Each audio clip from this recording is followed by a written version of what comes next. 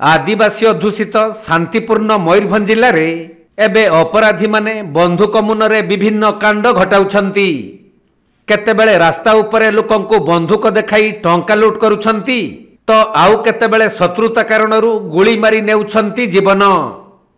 सेहीपरि एक संवेदनशील घटना घटिछि मयूरभंज जिला राजगोविंदपुर ब्लॉक रो माणिकपुर गाँव रे।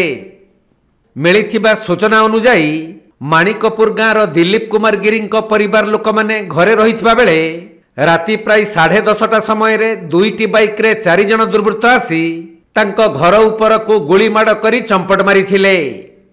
जहाकु नै दिलीप राजगोविंदपुर थाना रे अभियोग करिबा परे पुलिस और साइंटिफिक टीम पहुंची घटनास्थल गोटे जीवंत गुली और गोटे खोका को जबत करिसंती।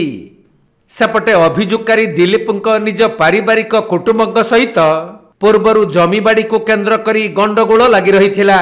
हुएत सही कारणरू एही गुलिकांड होइथिबा अनुमान करा जाउछि। एही गुलिकांड घटना को नै गाँव रे भयर वातावरण सृष्टि होइछि।